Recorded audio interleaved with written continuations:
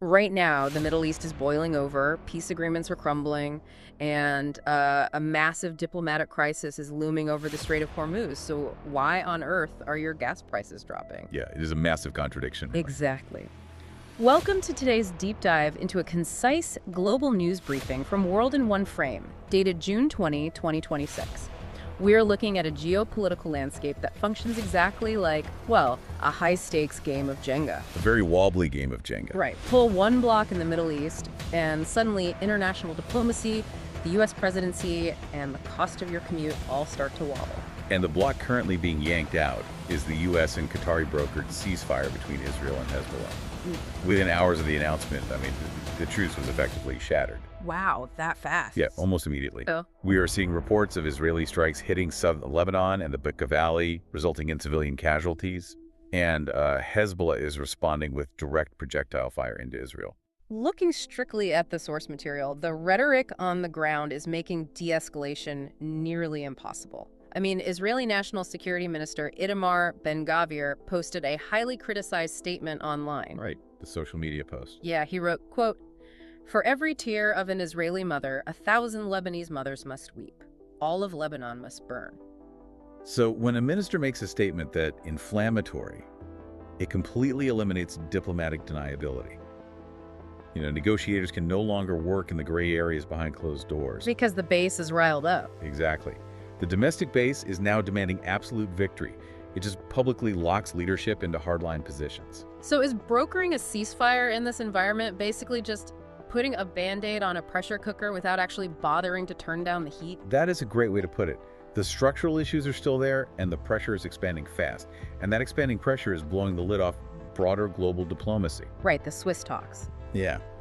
Because of this renewed fighting, the planned follow-up talks between the U.S. and Iran and Switzerland are completely off the table for now. Which is huge. It is. That means negotiations over nuclear agreements and reopening the Strait of Hormuz are completely frozen. Wait, hold on. That logic does not track for the consumer? If the Switzerland talks are off, the Strait of Hormuz is essentially held hostage, right? Technically, yes. And that is a massive artery for global oil. So by all laws of economics, the market should be panicking, and we should be paying a massive premium at the pump. Yet this briefing explicitly notes petrol prices are dropping. It does. So how are you actually saving money right now? It makes no sense. Well, it feels entirely counterintuitive, I agree.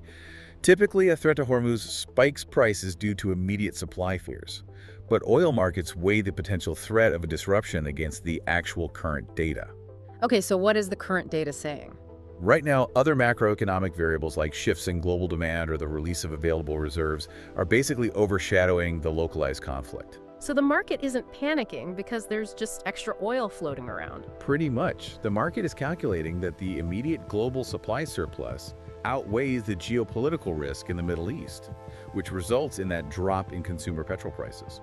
It is wild that a crisis in Lebanon shifts Iranian diplomacy but somehow gives your wallet a break. But let's look at the nation that tried to mediate that failing ceasefire in the first place, Qatar. Right. Their influence is showing up in a very different way in Washington because President Donald Trump just unveiled a new interim Air Force One. A very expensive one. Extremely. It is the $400 million converted Boeing 747 equipped with advanced security, ready for a July 4th flyover, and it was entirely gifted by Qatar. It is a vivid example of modern geopolitical leverage, really. The debate surrounding this jet is intensely polarized right now. As you would expect. Yeah, I mean, supporters frame this as a highly pragmatic move, a remarkably smart deal that secures a necessary security upgrade and saves U.S. taxpayers hundreds of millions of dollars while they wait for the next generation of planes. But where is the line here? Critics are looking at this and asking how a nation actively mediating critical, sensitive global conflicts can just hand the U.S. president a massive luxury jet. It is a fair question. Is accepting a massive gift from a foreign mediator a stroke of pragmatic genius or a giant ethical red flag? Well, the core tension is about optics and underlying leverage. When a foreign government, even an ally, funds an asset directly tied to the head of state, it naturally invites scrutiny.